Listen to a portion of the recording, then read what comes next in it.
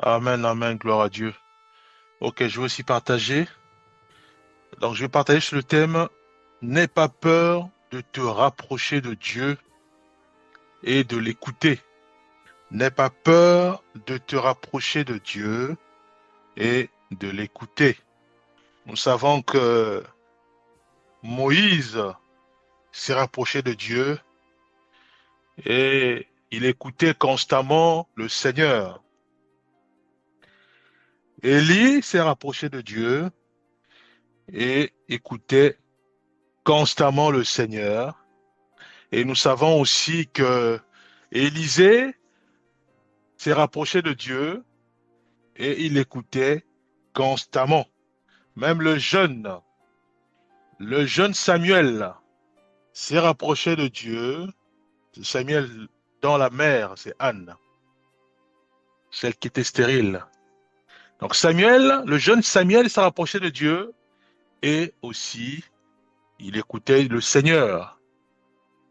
Le Seigneur, Jésus-Christ sur terre, va nous dire de rechercher premièrement le royaume de cieux et sa justice, et toutes ces choses vous seront données par-dessus.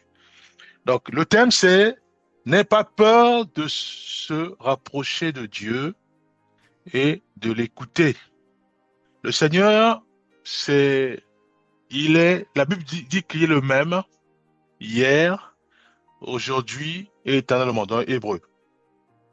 Donc, pour se rapprocher du Seigneur, il est absolument important de dialoguer avec lui, donc de prier en disant Seigneur, je veux absolument que tu me parles. Je veux absolument me rapprocher de toi et je veux absolument que tu me guides. Pourquoi je dois me rapprocher de Dieu? Pour connaître sa pensée sur ma vie. Quelle est sa vision pour ma vie? Quelle est sa pensée pour la suite de ma vie sur terre? Puisque c'est le Seigneur qui nous a créés. Voyez-vous? Nous ne voulons pas marcher comme des aveugles, mais nous voulons absolument marcher selon euh, ce que Dieu attend de nous, puisque c'est lui qui nous a créés et aussi il nous a assigné des missions. Voyez-vous? Certes, le monde est rempli euh, du mal, est rempli de toutes sortes d'iniquités, donc on a tendance à complètement ignorer euh, l'appel que Dieu a mis en chacun de nous. C'est pour ça qu'il est absolument important de repartir, de revenir à la source pour entendre réellement les directions, les directives. Donc nous devons revenir vers le Seigneur et ensuite l'écouter. L'écouter nous dire que voilà ce que j'attends de toi. Voilà ce que j'attends de toi à l'égard de tes parents, à l'égard de tes amis, à l'égard des membres de ton quartier, à l'égard de ton futur, à l'égard de tes enfants, de ton époux, de ton épouse, voyez-vous. Donc, il est absolument important de revenir vers le Seigneur, de consulter le Seigneur. Et comment le faire? C'est par la prière.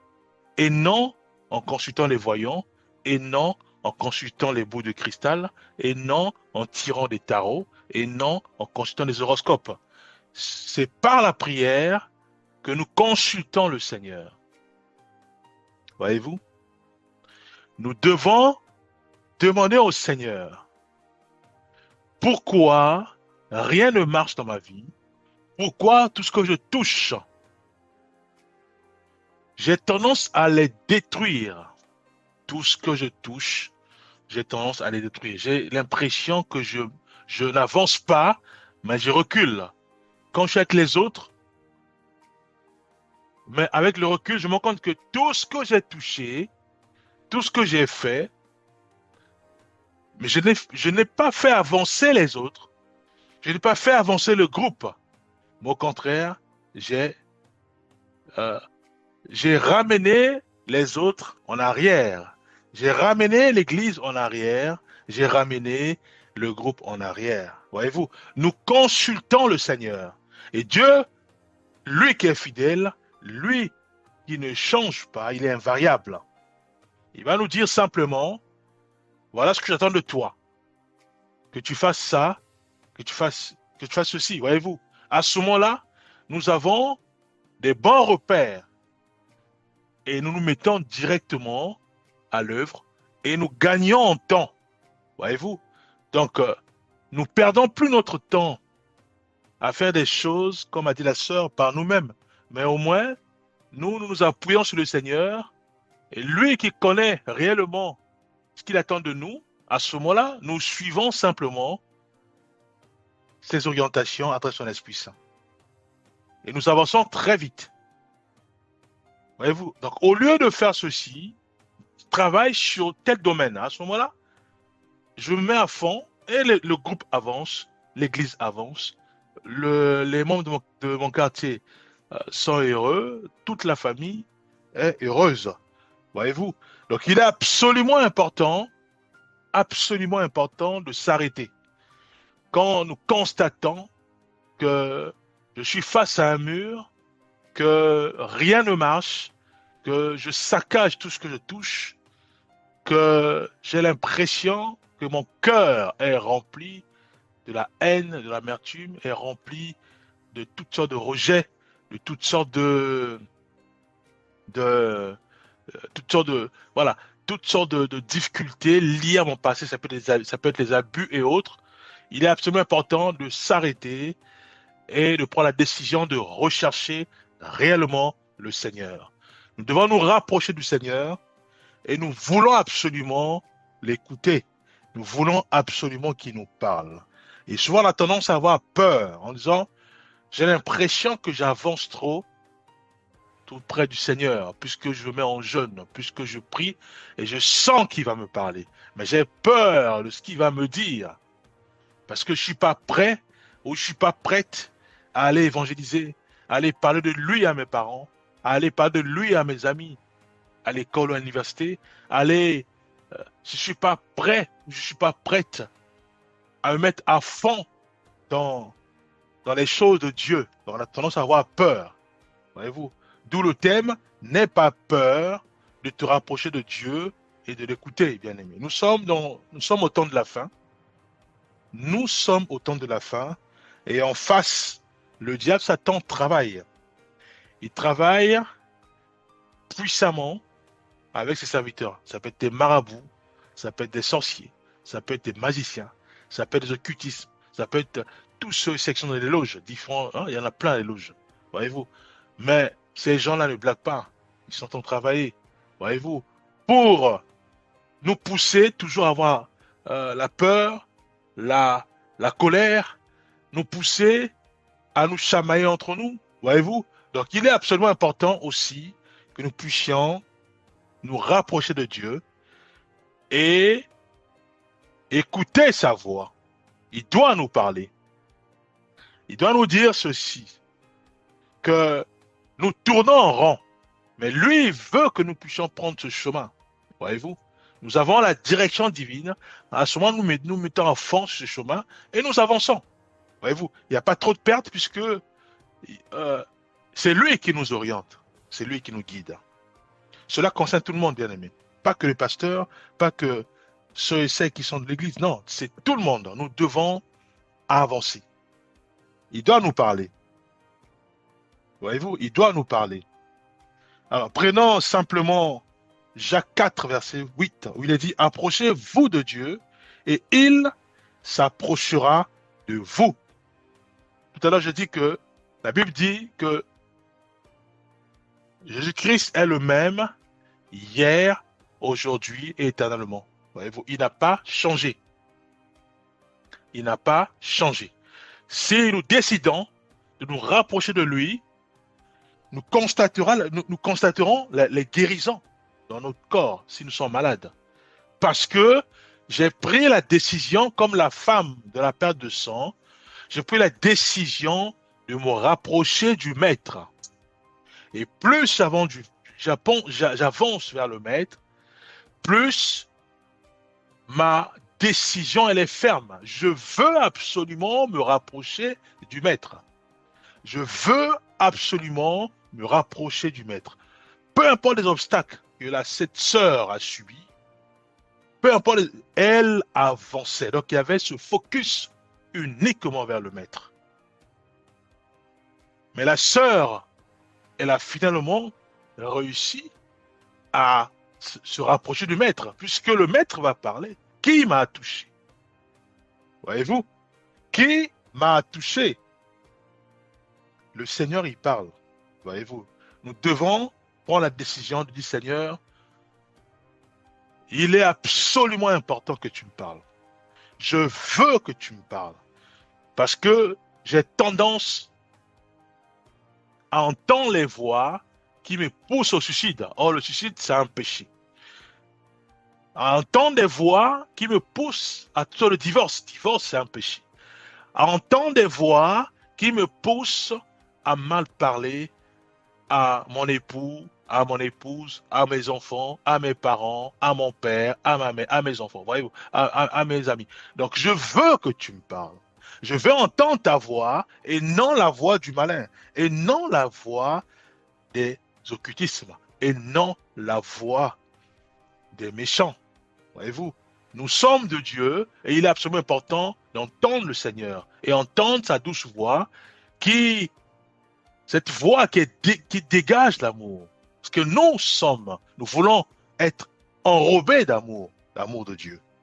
Voyez-vous, cette sœur va se rapprocher du Seigneur et Dieu va lui dire, va, ta foi t'a guéri. Voyez-vous, donc nous devons nous rapprocher du Seigneur. Pour cela, nous devons bannir la peur. La peur qui nous dise, maintenant, quitte ton pays, va dans un autre pays comme il a fait à Abraham. Voyez-vous, nous devons bannir la peur. Parce qu'on ne sait pas ce qu'il va nous dire. On ne sait pas ce qu'il va nous dire. Mais ce qui est important, c'est de réaliser que quand le Seigneur il parle, cela veut dire que c'est bon pour nous. C'est bon pour nos destinées. Voyez-vous, nous avançons rapidement avec le Seigneur, puisqu'il y a une direction divine. Et c'est lui qui nous soutient, qui nous fortifie, comme il a fait avec Paul. Il dit à Paul, ne t'inquiète pas, il faut que tu me témoignes aussi à Rome. Voyez-vous? Mais Paul, il priait pour sa sécurité. Il priait pour sa sécurité. Dans le bateau, il va prier pour sa sécurité et la sécurité de tous ceux et celles qui étaient avec lui. Et le Seigneur va envoyer encore un ange à Paul pour lui dire, ne t'inquiète pas. Personne ne va mourir. À part les dégâts, tout ce qui est, à part le bateau, mais personne ne va mourir. Voyez-vous? Parce que il était dans le plan de Dieu. Parce qu'il a recherché à entendre le Seigneur. Donc il ne voulait plus, comme a dit la sœur, faire les choses par lui-même. Non. Il veut absolument que le Seigneur lui parle, lui montre le chemin. Il veut entendre le Seigneur lui parler, lui montrer le Seigneur. À ce moment-là, il se met à fond. Qu'il y ait des obstacles ou pas. Pour Paul, c'était les bateaux, les tempêtes et autres, jusqu'au point où ils ont perdu le bateau et tout le monde s'est jeté à l'eau. Voyez-vous, là les obstacles, les tempêtes. Mais malgré ça, la main de Dieu était sur Paul et sur tous ceux et celles qui étaient avec lui. Parce que Paul était dans la volonté de Dieu. C'est quoi la volonté de Dieu? C'est simplement crier au Seigneur. Seigneur, je veux absolument que tu me parles sur mon mariage, sur ma maison, sur mes projets. Et Dieu va parler. Dieu va dire, prie pour ton mari alcoolique. Prie pour ton épouse qui prend la drogue. Prie pour tes enfants qui sont éparpillés ou qui sont éloignés de moi. Prie pour ton père, ta mère. Voilà, voyez-vous. Et le fait de prier, et ça veut dire que nous sommes dans la volonté de Dieu. Et Dieu, il est là, il nous voit. Parce que c'est lui qui nous a mandaté de prier pour notre quartier, de prier Voyez-vous, c'est des choses simples. Mais voyez-vous, c'est ce choses. Donc, on ne peut pas avoir peur d'entendre Dieu vous parler. On ne peut pas dire, ah, peut-être qu'il va m'envoyer dans mon quartier. Allez, bon, non. C'est des choses basiques. Ça peut être nettoie ton cœur, prier pour ton cœur. Voyez-vous? À Josué, il va dire, lève-toi, le peuple a péché. Voyez-vous? Et Josué, parce qu'il est resté toute la journée face contre terre devant le Seigneur, en priant, en recherchant à ce qu'il parle. Parce qu'il ne voulait pas prendre sa propre décision. Il m'a dit, Seigneur, il faut que tu parles. Parce que le peuple était découragé parce qu'ils ont perdu la guerre contre le peuple de Haï, hein, cette contrée de Haï, ce pays de Haï. Donc, du coup, Josué et les anciens, devant le Seigneur, ils recherchaient la voix de Dieu. Et Dieu a parlé la nuit. Et c'est comme ça que dans le peuple, il y avait certains qui ont désobéi à la loi, à la parole du Seigneur, qui voulaient absolument qu'il n'y ait pas les choses interdites au milieu des peuples, non, au niveau du troupeau du Seigneur. Voyez-vous? David, pareil, il revient avec ses amis au camp. Ils aperçoivent que le camp est saccagé et leurs épouses et leurs enfants ne sont plus là. Donc ils sont partis en captivité. Et ses amis voulaient lapider David. Tellement que ça faisait très mal, l'information. Et la Bible dit que David s'est ressaisi et il s'est appuyé sur le Seigneur. Voyez-vous, David, c'est un guerrier. Ses amis, ce sont des guerriers de guerre. Ils n'ont pas pris la décision par eux-mêmes. Mais la Bible dit que David s'est appuyé sur le Seigneur. Ils ont consulté le Seigneur. Et Dieu leur a dit, allez-y, vous allez récupérer la famille. Et du coup, ils ont mis toute leur énergie, leur force sur ça. Ils sont partis. Et au final, leurs familles, leurs enfants, leurs épouses sont revenus à la maison. Voyez-vous? Est-ce que là, le Seigneur a dit à David d'aller d'abord évangéliser? Non. Il leur a dit, allez-y. Voyez-vous? Donc, nous ne devons pas avoir peur d'écouter le Seigneur. Parce que beaucoup ont peur de se rapprocher de la personne du Seigneur parce qu'ils ont peur d'écouter le Seigneur. Dieu, simplement, on se rapproche de lui, il peut simplement nous dire, voilà, prie, ou adore le Seigneur, ou lis la parole de Dieu, ou même il va t'instruire sur l'avenir pour dire, voilà ce qui va arriver. Voyez-vous?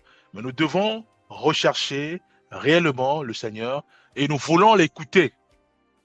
Nous voulons l'écouter. Ésaïe 41, verset 10. Ne crains rien, car je suis avec toi. Ne promène pas des regards inquiets, car je suis ton Dieu. Je te fortifie, je viens à ton secours, je te soutiens de ma droite triomphante. Hébreux 4, verset 16. Approchons-nous donc avec assurance du trône de la grâce, afin d'obtenir miséricorde et de trouver grâce pour être secourus dans nos besoins. Jean 10, verset 27. Mes brebis entendent ma voix, je les connais et elles me suivent. Nous devons absolument prier, Seigneur, nous voulons absolument entendre ta voix. Nous voulons entendre ta voix, puisque ta parole déclare que mes brebis entendent ma voix, je les connais et ils me suivent. Nous voulons entendre ta voix. Parle-nous, guide-nous, oriente-nous. Voyez-vous, le Seigneur peut passer par son Esprit Saint pour nous pousser à lire sa parole. Le fait de lire sa parole, entendre la voix du Seigneur. Voyez-vous? Josué 1, verset 9. La Bible dit ceci. Ne t'ai-je pas donné cet ordre? Fortifie-toi et prends courage. Ne t'effraie point et ne t'épouvante point, car l'Éternel, ton Dieu, est avec toi dans tout ce que tu entreprendras. Voyez-vous, ici, Josué, il a reçu l'ordre du Seigneur. Donc il est éclairé. Donc il sait par où il va aller. Voyez-vous? Et Dieu le dit, prends courage. Il se met à fond. Voyez-vous? Certes, il y a des obstacles. Certes, parce que le terrain est terrible. Il y a à Jéricho des géants. Voyez-vous? Mais le Seigneur dit, prends courage. Voyez-vous? Et au final, Josué, il a triomphé des géants. Il a triomphé des, des autres peuples. Parce que le Seigneur était avec lui. Parce que Josué, il suivait simplement la direction divine. Voyez-vous, la direction divine. Nous devons rechercher à ce que Dieu nous parle pour avancer très rapidement dans notre destinée. Il doit nous parler. Jean 6, 37. Je ne mettrai pas dehors celui qui vient à moi. Voyez-vous, le Seigneur nous fait comprendre que je sois pécheresse, que je sois euh, que j'ai une robe qui est sale. C'est quoi avoir une robe sale? C'est quand je marche dans l'impureté, je marche dans l'envie, je marche hors le Seigneur, donc hors sa parole. Donc j'ai ma robe qui est sale. Mais Dieu dit ici, je ne mettrai pas dehors celui qui vient à moi. Donc quand je prends la décision en disant, bon écoute, j'ai fait la prostitution, j'ai vu que rien ne se passe, il n'y a que les malheurs, il n'y a que les choses du mal, là.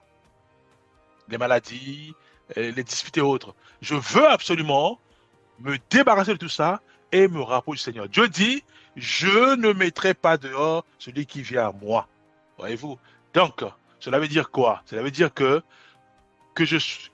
j'avorte, que j'ai un langage qui ne pas le Seigneur, que je sois rempli de péché, que, que je me sens sale. Dieu dit, tu peux venir à lui et lui, il t'aime.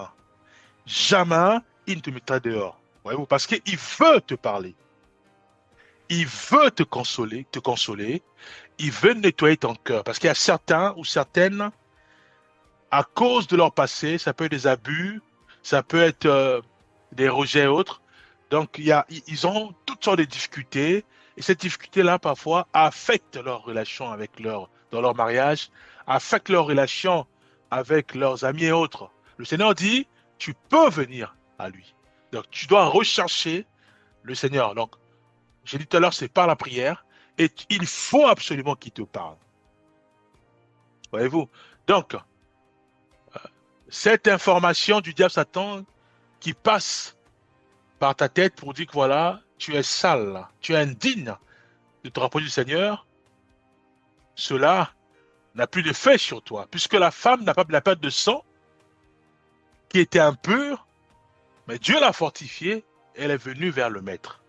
Et Dieu, le Seigneur l'a guérie, voyez-vous.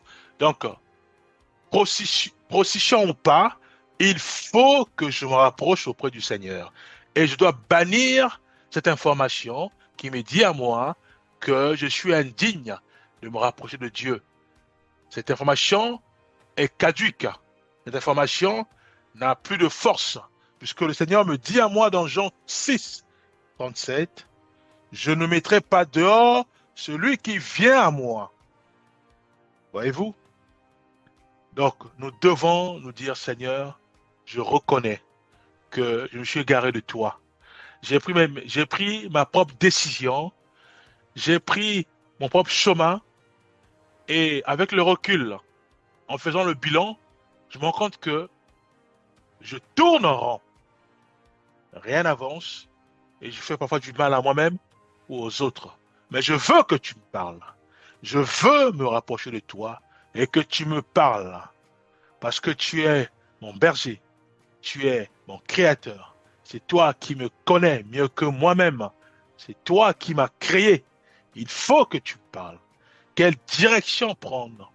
Quelle décision prendre? Quel chemin emprunter? Dieu, il parle, il va parler.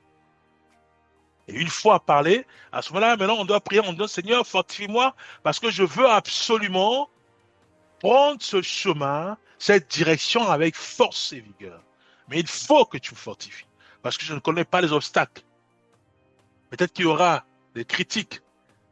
Que toi qui étais prostituée, qu'est-ce que tu vas nous enseigner? Toi qui étais prostituée dans le quartier, qu'est-ce que tu vas nous enseigner sur la parole de Dieu?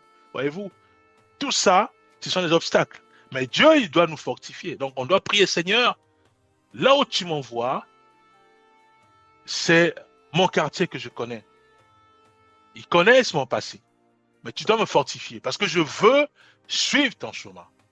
Voyez-vous, ça peut être beaucoup de choses. Ça peut être mon travail. Ça peut être euh, dans un autre quartier où on me connaît en tant qu'un bandit ou un voleur. Voyez-vous, il m'a dit, mais tu vas nous parler de quoi puisque toi-même tu nous volais. Tout le quartier te connaît en tant qu'un voleur ou en tant qu'un brigand. Voyez-vous, mais Dieu doit nous parler. Dieu doit nous fortifier. Dieu doit nous fortifier parce qu'il faut absolument suivre ce chemin qu'il nous a tracé. Voyez-vous, nous allons prier, Père, nous remettons ta main nos vies. Nous voulons absolument que tu nous parles. Nous voulons absolument que tu nous parles au temps de la fin. Père, parle-nous, guide-nous, oriente-nous.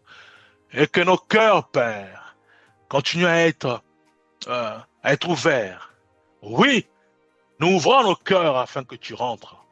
Car ta parole déclare que tu toques. Et nous sommes ouverts. Nos cœurs sont ouverts. Et nous ouvrons nos portes pour que tu rentres et que tu nous parles. Oui, nous voulons absolument suivre le chemin que toi, tu traces devant nous. Le chemin que toi, tu révèles en nous. Nous voulons simplement mettre notre force, énergie sur ce que toi, tu vas nous dire. C'est pour cela qu'il faut que tu nous parles. Nous voulons que tu nous parles. Parle à chacun de nous. Parle dans nos vies, Père.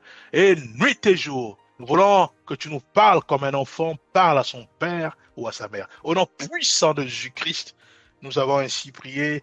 Amen.